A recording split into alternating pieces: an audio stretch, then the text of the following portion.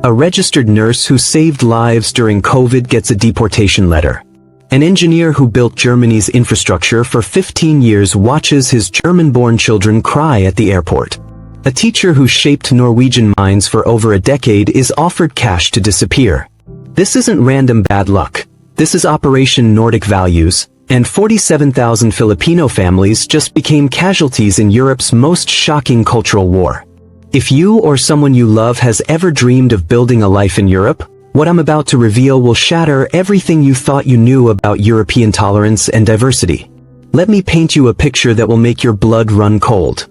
In the first 90 days of 2025, 7 European countries simultaneously launched what they're calling immigration reforms. The reality? It's a coordinated campaign targeting one specific group with surgical precision. Filipino immigrants. Not refugees. Not illegal migrants. Hardworking, tax-paying, community-building Filipino families who followed every rule and lived every European dream. The numbers don't lie, and they'll shock you. 47,000 deportation notices. 23% increase in visa rejections. 89% failure rates on suddenly impossible tests. These aren't coincidences, they're battle plans. But here's where this story gets personal, and here's where it might break your heart. Number 7. Ireland, the gentle beginning. Meet James Reyes, 31, from Davo. For 8 years, he coded the software that runs Dublin's banking system. His Irish colleagues called him the most reliable programmer they'd ever worked with. His girlfriend was planning to propose. His life was perfect. Then came the letter. Visa renewal denied due to updated skills assessment requirements. James discovered these new requirements included questions about Irish folklore, traditional music, and even knowledge of Gaelic sports rules. When did coding require you to know hurling statistics? The EU migration report from 2024 reveals the devastating truth: a 23% increase in Filipino visa rejections across Ireland, while approvals for other nationalities remain steady. James isn't alone, he's part of a targeted elimination. But James's story of heartbreak in Dublin is nothing compared to the medical professionals facing Sweden's betrayal. Number 6. Sweden, where heroes become unwanted. Dr. Carmen Flores thought she had found her calling in Stockholm. This 29-year-old surgeon from Iloilo worked 16-hour shifts during COVID, literally saving Swedish lives while risking her own. Her colleagues nominated her for Sweden's Healthcare Excellence Award in 2023. Then Sweden introduced competency reviews for non-EU medical professionals. Carmen failed. So did 67% of her Filipino colleagues. Here's what they didn't tell you about these tests. According to a leaked Stockholm Medical Journal study, the questions included Swedish cultural knowledge that has absolutely nothing to do with medical expertise. Describe the significance of midsummer celebrations in patient care. How does knowledge of Swedish folk traditions improve surgical outcomes? 8,400 Filipino healthcare workers, the same heroes who kept Swedish hospitals running during the pandemic, are now deemed incompetent by tests designed for them to fail. Carmen's hands have performed over 200 successful surgeries. Those same hands now shake as she packs her apartment, wondering how saving lives wasn't enough to earn the right to stay. But Sweden learned their elimination strategy by watching Germany perfect the art of legal discrimination. Number 5. Germany, the template of destruction. Roberto Cruz built bridges. Literally, for 15 years, this civil engineer from Baguio designed the infrastructure that connects German cities. His children, Anna and Miguel, were born in Munich. They speak perfect German, play in local football leagues, and call Germany home. The family received their deportation notice on Anna's 10th birthday. Germany's new integration assessment has an 89% failure rate for Filipino families. A Heidelberg University analysis revealed why. The test requires detailed knowledge of German medieval history, regional dialects from specific provinces, and even familiarity with local brewing techniques from different states.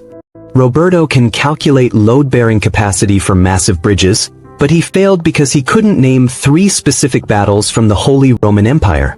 At Munich airport, little Anna cried to reporters, "Why can't Daddy come home?" He built the bridge we cross to school every day. The German officials' response? Integration requires complete cultural absorption, not just professional contribution. Germany's template was brutal, but France took cultural elimination to an art form. Number 4. France cultural purification in action. The Gonzalez family spent 3 generations building their bakery empire in line. Grandmama Rosa arrived in 1987 with nothing but recipes and dreams. Her son Philippe expanded to 5 locations. His daughter Marie was studying at the Sorbonne, planning to become France's first Filipino-French municipal lawyer. France's new Cultural Compatibility Index destroyed everything in one assessment. Here's the shocking part. A Sorbonne sociological study leaked the actual test questions. Is it acceptable to send money to extended family members? What is the correct answer for cultural compatibility? No, this demonstrates divided loyalty. Should children live with parents after marriage? Correct answer, no, this shows inability to embrace French individualism. 73% of Filipino families fail these compatibility tests, not because they don't integrate, but because their family values are seen as threats to French social structure. Marie stood outside her family's flagship bakery, watching French officials change the locks. They want us to abandon the values that made us succeed, then punish us for being successful, she whispered through tears. France's cultural warfare shocked even EU officials, but Italy transformed it into economic annihilation. Number 3. Italy economic warfare disguised as justice. Antonio Della Cruz thought he understood Italian bureaucracy after 20 years navigating it. This restaurateur from Cebu had built a chain of 7 Italian-Filipino fusion restaurants across Rome, employing 89 people and serving Italian families who called him Zio Antonio, Uncle Antonio. Then Italy retroactively changed their tax laws. Overnight, 12,000 Filipino small business owners discovered they owed impossible back taxes calculated using new formulas applied to old earnings.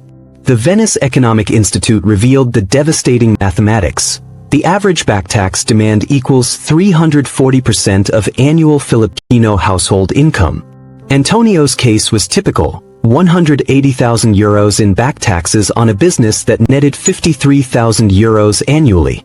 Pay immediately or face asset seizure and deportation. The midnight raids began in January 2025.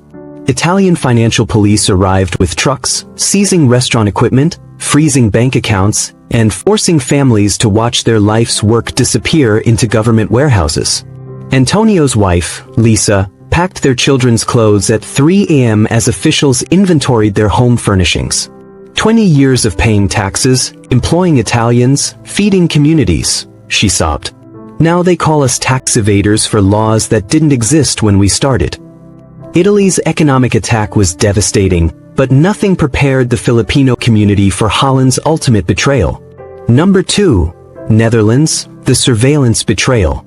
Maria Santos saved every euro for 12 years. This intensive care nurse from Cebu worked double shifts at Amsterdam's VU Medical Center, earned a master's degree in Dutch, and sent €2,000 monthly to support her diabetic mother in the Philippines and her younger siblings' education. Maria thought she was living the Dutch dream of tolerance and opportunity. She was actually living under surveillance.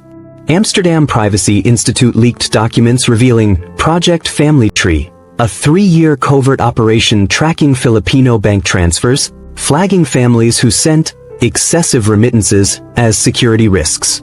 The shocking statistics: 94% of flagged accounts belonged to Filipino families. Not because they were doing anything illegal, but because their financial generosity to family members was deemed suspicious behavior indicating divided loyalty. Maria's €2,000 monthly transfers, money that kept her mother alive and her siblings in university, were labeled potential terrorism funding by Dutch intelligence algorithms. On February 15th, Maria discovered her bank account frozen. Her mother's insulin purchases stopped. Her siblings faced university expulsion. The Dutch government offered Maria a choice: abandon your family or abandon Holland. They turned love into a crime, Maria whispered, holding her mother's medical bills. In the Philippines, we call this pagmamahal, loving your family. In Holland, they call it terrorism. But even Holland's surveillance state seems gentle compared to Norway's final solution. Number 1. Norway, the most shocking solution. Elena Ramos believed she had found paradise in Oslo. For 12 years, this teacher from Bataan educated Norwegian children, learned perfect Norwegian, and contributed to a society that preached equality and inclusion. Her Norwegian-born daughter, Ingrid, was captain of her school's debate team.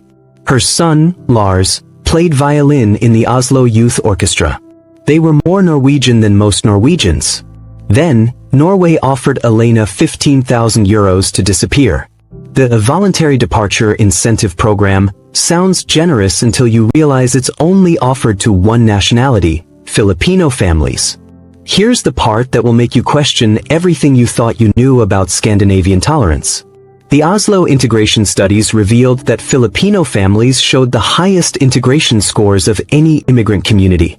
Perfect language skills, lowest crime rates, highest educational achievement for their children, and strongest community involvement. So why target the most successful immigrants? The leaked Brussels Policy Institute report reveals the terrifying truth. Operation Nordic Values, a coordinated strategy across 7 European countries targeting family-oriented cultures that challenge European individualism. The document states, Filipino family structures demonstrate collective decision-making, multi-generational support systems, and financial interdependence that threatens the Nordic model of individual independence. In other words, Filipino families love each other too much for European comfort. Elena stood in her Oslo classroom, looking at the Norwegian children she had taught to read, wondering how loving your family had become grounds for deportation. They're not afraid of us failing to integrate, Elena realized.